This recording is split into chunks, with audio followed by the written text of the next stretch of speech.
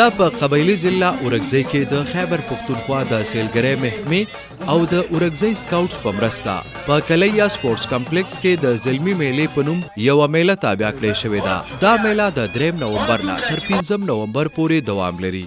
په دې میله کې د اورګزو علاقايي ثقافت او مقامي لوبې وړاندې کیږي. په دې مقامي لوبو کې لیندې سره نښه ویشتل، غشي ویشتل، پهلواني، د غټو گاډو راښکل، دې نه علاوه کرکټ، والیبال او داسې نورې لوبې پکې هم تابع شوي دي.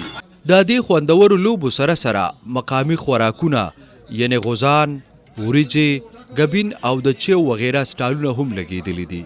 چونکې ضلع اورګزۍ کې الحمدلله امن راغلی دی او په اورګزۍ کې د ټوریزم ډېر زیات پوټنشل دی. د هغه ټوریزم پوټنشل بنیادي مقصد هم چونکې دا ملي د هغه لپاره د راه هموار کولو والا بنیادي ذرایع دي.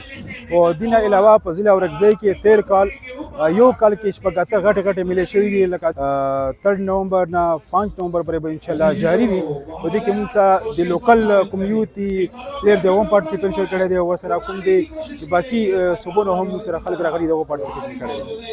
په دې لوبو کې د برخه اخیستو او نندارو لپاره د ټول ملک نه خلکو راتګ کړی. د علاقې د خلکو وینا ده چې د زلمو میلې ته دې ډیر خلک راشي ځکه چې د اورګزۍ د مقامي کلتورونو، ثقافتونو او خوندورو دستورونو نه به خبر شي. مونږ چې چوم دا ایونټ ارینج کړی دی ټولو ته شکریا ادا کوو او چې څوره زمونږ مینوال دي، څوره زمونږ علاقې خلک دي، که هغه د څوره پښتانه دي بار ملک نه دي، ټولو ته دعوت ورکوو چې به راشو مونږ سره زمونږ میله انجوی کو، اورګزۍ انجوی کو. ویلکم.